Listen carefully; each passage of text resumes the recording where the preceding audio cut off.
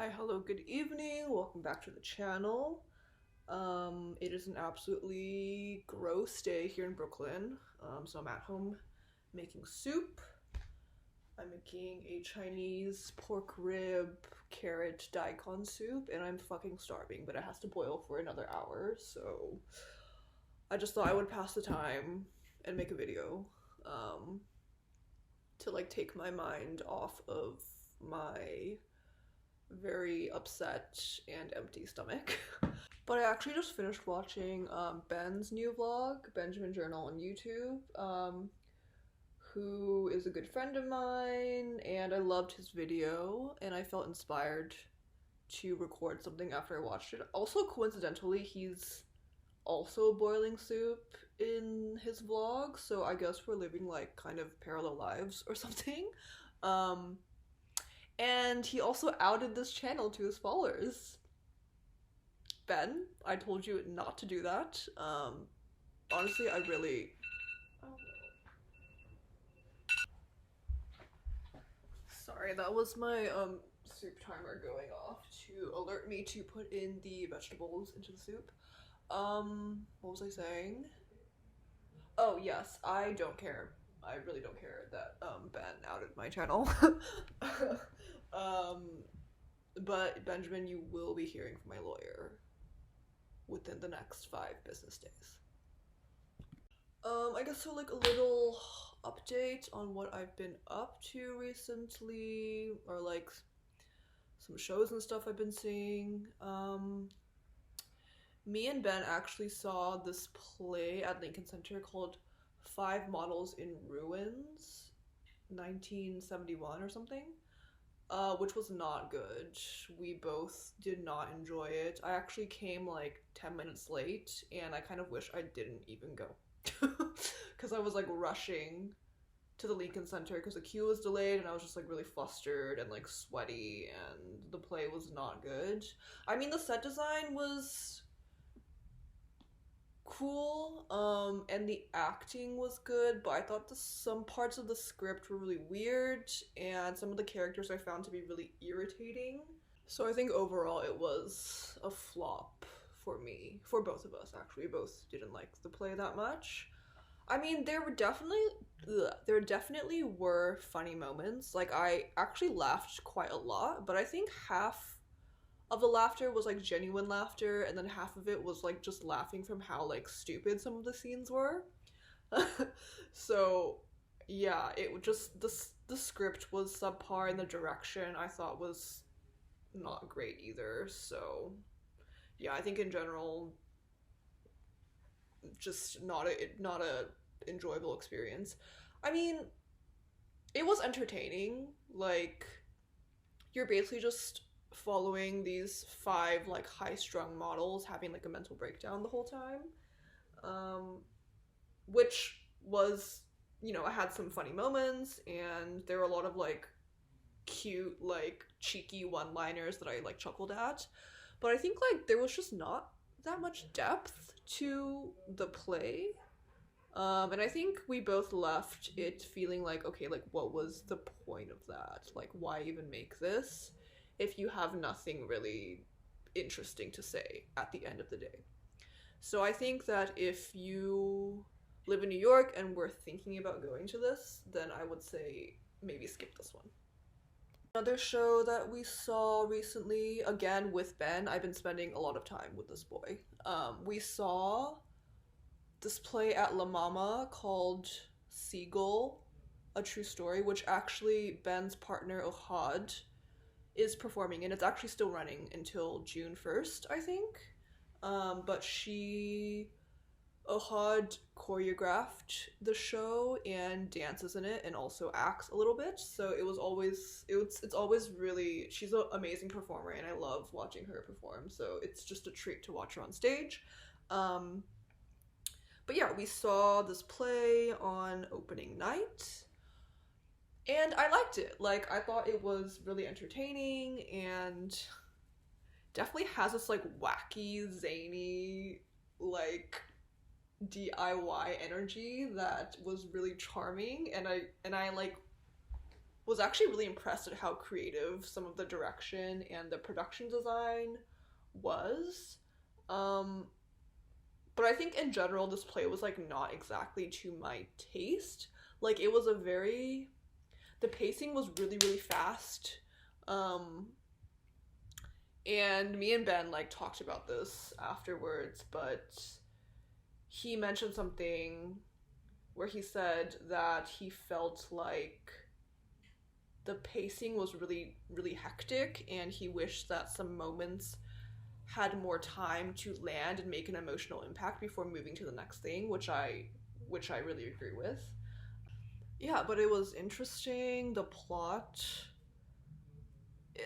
maybe I'll just give some background about what it's about, but basically it's following a true story. That's why it's called Seagull, true story. A true story of this director who was based in Russia, who was trying to stage a production of the Seagull at like the Moscow, like major Moscow theater.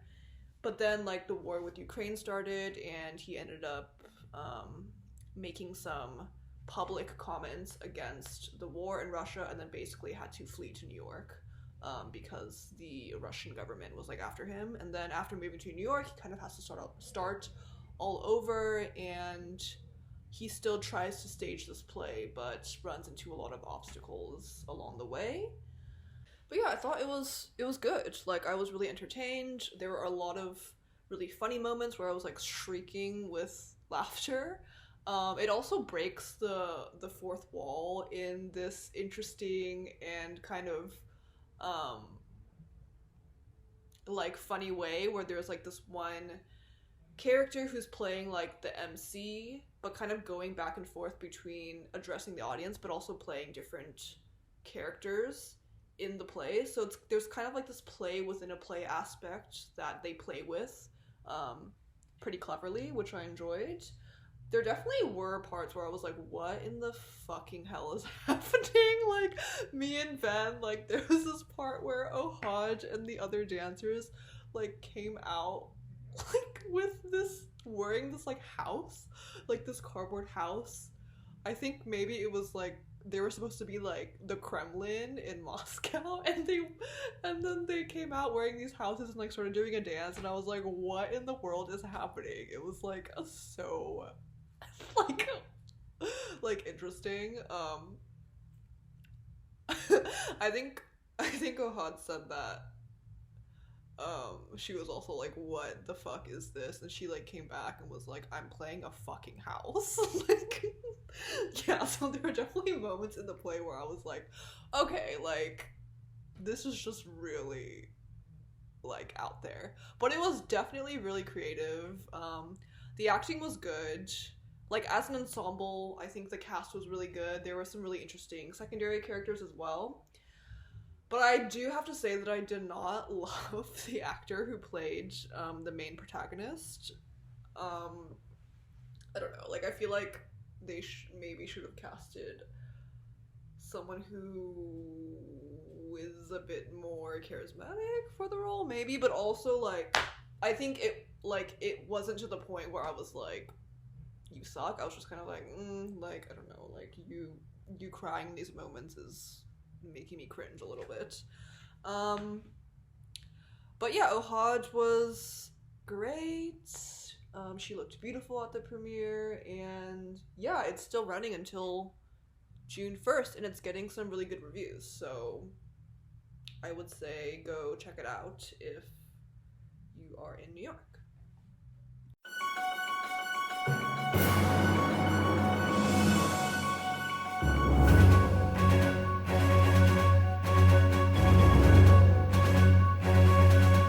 Okay, so maybe I will just read my Goodreads review. So this is what I said on Goodreads. My first Hustfedt, but will definitely not be my last. The book started off a bit underwhelming for me. I was attracted by the depictions of art making, but found the characters to be a bit wooden and the depictions of family life to be not very revelatory. However, as I read on and the relationships between the characters began to swerve and change, I was slowly drawn into the spell of this book. Then suddenly, at like a third of the way in, where the main protagonist is met with a sudden loss, The deft way that Hustfedt writes about grief and suffering had me fully locked in. Then the book just shines. The way the characters try to deal with the mysterious tragedies of life is so realistic and so raw. Just people trying to do their best to hold on to love and do right by each other, but also miserably failing in the process. Then it took some turns I was not expecting, but fully welcomed, becoming a kind of nervy art thriller in the last third. Also, in general, I really enjoyed the colorful cast of supporting characters from New York City's art underground. I gasped, I cried, I felt overwhelmed and hollowed. This book flies by, driven by a strong undercurrent of warmth. A lot of this book is depicting the process of making art and like how artists, visual artists in particular, kind of ideate and generate their ideas and how like a finished piece of art comes to fruition. I think all of the characters in this book, or all of the main characters, are artists. So we're following two couples. One of them, who is the main protagonist, whose voice we're reading the book in, is an art critic and an art historian who is married to a writer. And then the other couple is a painter or like a visual artist who is married to a poet. So this is, I think I've already mentioned this in the previous video, so sorry if I'm like repeating myself. But yeah, we're just like basically following the lives of these two couples as they have children and kind of charting the changes in their relationships and also the relationship between their two children as, you know, they grow up and time moves on. But yeah, like I was saying, it strikes a really good balance between being intellectual and being emotional. Like, I think I really enjoyed the kind of long depictions of kind of like describing the character's art and the character's artistic processes, although I know like a lot of people who read the book actually found those parts to be a little bit gratuitous and a little bit too long and like not very interesting, but I actually really enjoyed those parts of the book because I love art and I love reading about art and reading about artists, so that was a treat for me. But also I just think like the character development and the characters were just really nuanced and complex and engaging, because you're really staying with these few people over the course of like a big chunk of their lives, so you really care about them by the end of the book. And yeah, just reading about how, you know, they change and how they age and how their belief system gets shook by like tragic events that happen in their lives and how their relationships with each other kind of ebb and flow and how they hurt each other and how they suffer and their joys and their pains. Like, it's just very, yeah, it's like a very rich book that really tells the story of like these lives really well. There's this one particular character who I was like intrigued with. It's actually one of the sons of one of the sons in the book. I don't want to like give away like some important parts of the plot, but yeah, this character is just so like interesting and kind of like a mystery to himself and also to his parents and the other characters in the book, and just like the way that Hustfedt writes about his personality and like his actions and his motivations and how people perceive him, etc. is just really, really it just like tickled my brain in like a way that I really enjoyed. Yeah, and there were like several points in the book where I actually felt like scared too. Like, I felt like some of the characters were like really like really intense, and there's like a level of violence in this that I wasn't expecting. But yeah, I felt like anxious and scared, and yeah, it was just like, it was a roller coaster, like a like a good solid literary fiction novel that just took some turns I was not expecting, but I like fully enjoyed. But yeah, if you're looking for like a really arty, intellectual, but also just like a solid plot and some really beautiful writing, I would highly recommend this book. Okay, so I went to drink my soup, which was so fucking delicious. Good job, Candace. And I'm sweating now because hot soup is just a sweaty situation. I took off my sweater, my pants were unbuttoned, and we're back to talking about The Wall. Sorry, I had like a fucking brain fart. The Wall by Marlen Haushofer. Translated from the German by Sean Whiteside. I really loved this book. I picked it up because Melissa, another one of my like favorite booktubers to watch, she talked about it in her vlog and it sounded intriguing to me. And also I like the comparisons that like a lot of people have made it to I Who Have Never Known Men, which was a book that I fucking devoured. I loved that book last year. It was probably one of the strongest reading experiences that I had last year. So I liked that people were making people were saying that there were some guys, I think the soup has made me go senile. I liked the similarities that people were describing between the two books, so that's why I picked it up. And yeah, I really, really liked it.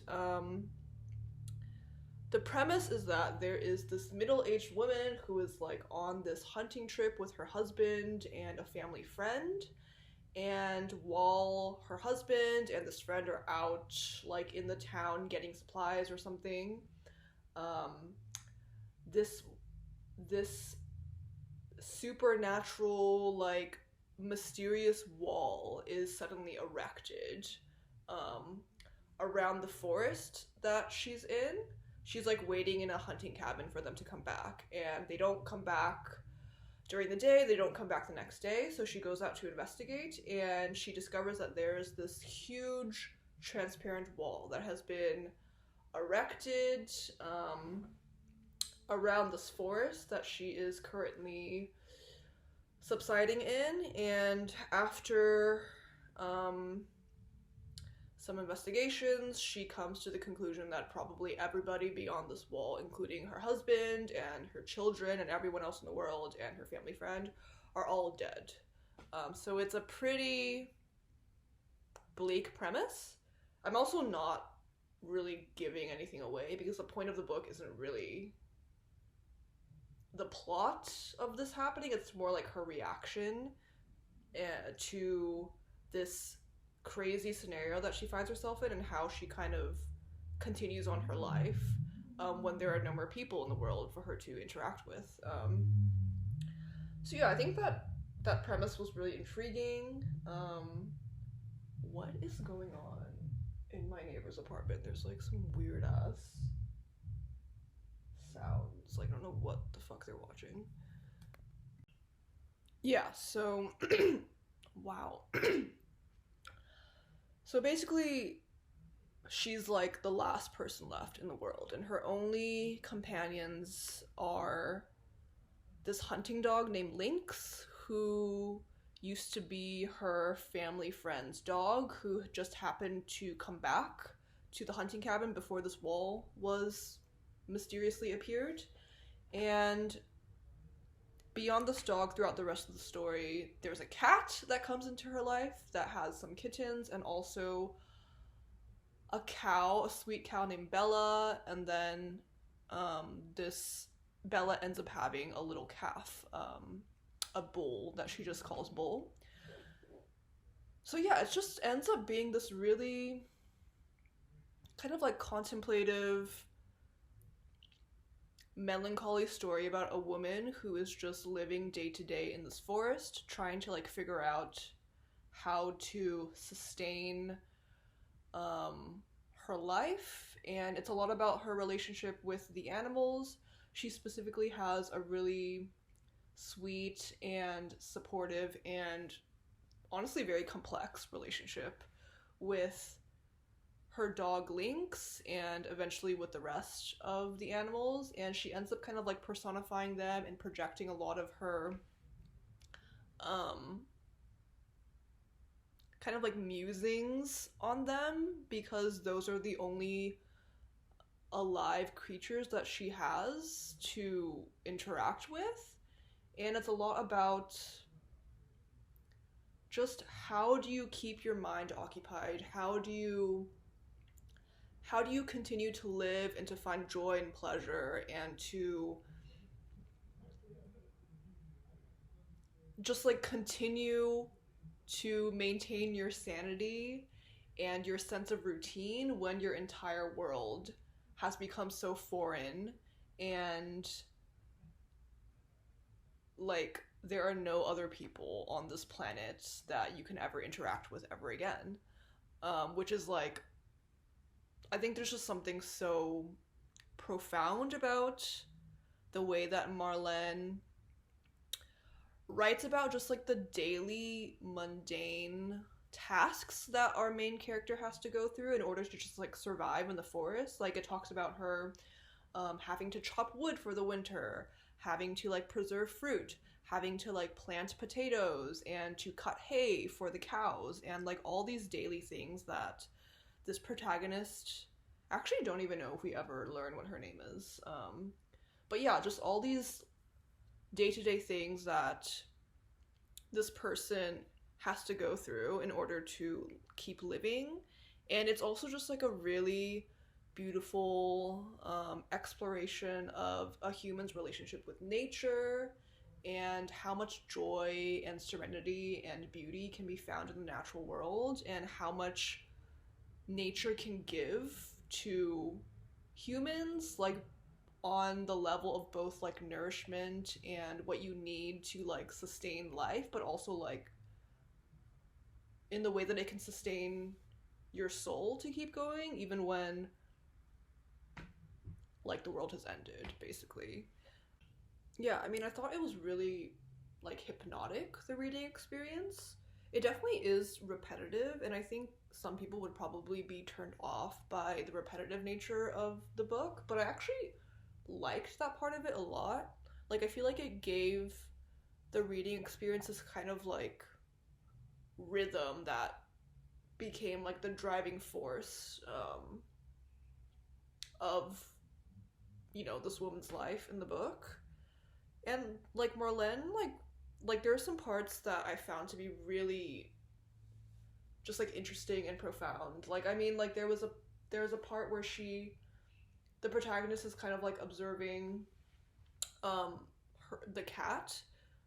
She's like a female cat and she's in heat and it's just really agitated and like is looking for a mate and like runs away and like try to, you know, procreate, and like comes back, and like it's like a very high anxiety time for her because she doesn't know if this cat is gonna get fucking eaten, like when she runs away to go to the forest to like find someone to have sex with. But she's just thinking like, oh, like I wonder if animals just live in either like a complete state of ecstasy and pleasure and complete satisfaction, or they're either in a complete state of like fear and anxiety and suffering.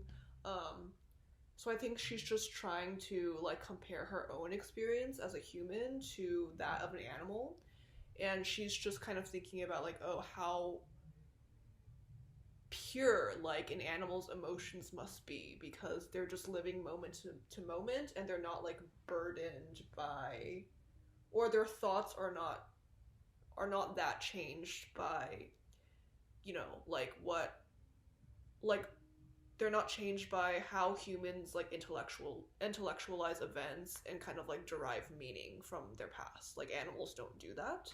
They just are. They're just, yeah, they just live. So I found that to be like really beautiful and interesting, and yeah, I think there are definitely other things that I picked out that I wanted to talk about, but I can't really remember right now. The one thing that I wish that, or I just didn't quite like about the book was just like the way that it ended. Like there's this pretty violent and unexpected twist that happens towards the end. That it's just like a really big shift from the general trajectory of the book. And I just found that the way that the protagonist kind of continued on from this event was not very satisfactory. Like I wish that, like, since it was such a violent and jarring twist, I kind of wish that Marlen had spent more time kind of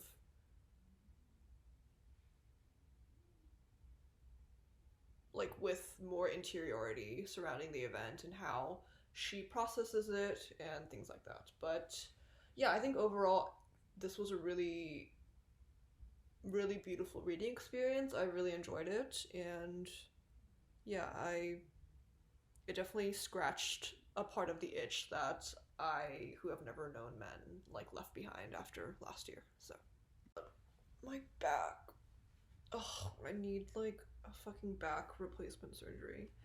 But I think next on my reading list is going to be The Hearing Trumpet by Leonora Carrington.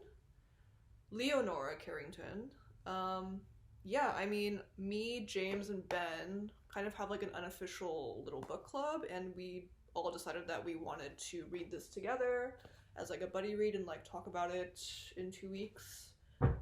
So yeah, I have started reading this a bit last night, and I am enjoying it so far. It's kind of reminding me of Sexing the Cherry by Jeanette Winterson, which was like one of the best books that I've probably read in recent memory. But it kind of has that like whimsical, cheeky vibe that I have been kind of missing in my recent books that I've read, so I'm looking forward to kind of diving into that. But yeah, it's already so interesting, and there's such like a colorful cast of characters. I'm like excited to finish this book. Yeah, so I'm going to read that. And also I want to read, oh my gosh, I don't remember.